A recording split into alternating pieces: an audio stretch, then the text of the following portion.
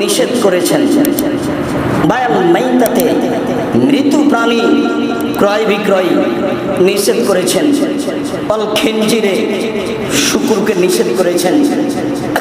All আসনাম মূর্তি, যত ছবি মূর্তি আছে, প্লাস্টিক হোক আর মাটির বানানো হোক আর হীরা মুক্তা মানিক্যর বানানো হোক, কোন প্রকার জিনিস এসবের ব্যবসা চলবে না, সব এগুলো হারাম। সম্মানিত দিনী ভাই বোন, হারাম উপার্জনের মানুষের সবচেয়ে বড় পথ পন্থা হলো সুদ।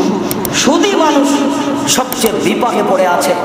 আর সুদ আশ্চর্য একটা মাধ্যম যে চতুর্দিক দিয়ে সুদ ঘেরা আছে। ব্যবসা বাণিজ্য, কাপড় চোপড়, রাস্তাঘাট, খাদ্য পানি, কল কারখানা, অফিস আদালত সব সুদ দিয়ে ঘেরা। তবে আমার একটা কথা মনে রাখবেন, ব্যাংকে চাকরি করা আর ব্যাংকে টাকা রাখা দুটো এক নয়।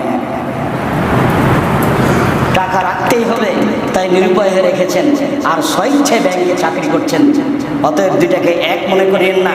এদেশের মাটিতে এমন কোনো ব্যাংকিং ব্যবস্থা নেই যেখানে চাকরি করা বৈধ হতে পারে। এদেশের মাটিতে এমন কোনো এনজিও নাই যেখানে চাকরি করা বৈধ হতে পারে। আমার অভিজ্ঞতার কথা আপনার সামনে পেশ করলাম, আপনি পেশ করলে আমি বিবেচনা করে দেখতে পারি। সম্মানিত দিনী ভাই বোন, সব জায়গাতে সুদ জড়িয়ে আছে। আর সুদের পাপের জন্য রাসূল সাল্লাল্লাহু আলাইহি ওয়াসাল্লাম যে ভাষা উল্লেখ করেছেন, পৃথিবীর কোনো পাপের জন্য এই ভাষা উল্লেখ করেন। যার ভাষা শুনতেই ভালো লাগে। পাপ, মহা পাপ আছে। পাপের জগতে সবচেয়ে বড় পাপ হলো শিরক। তবে ভাষা এত কঠিন নয়, শুনতে কেমন কেমন লাগে না। পাপের জগতে সবচেয়ে বড় পাপ মাকে গালি দেওয়া।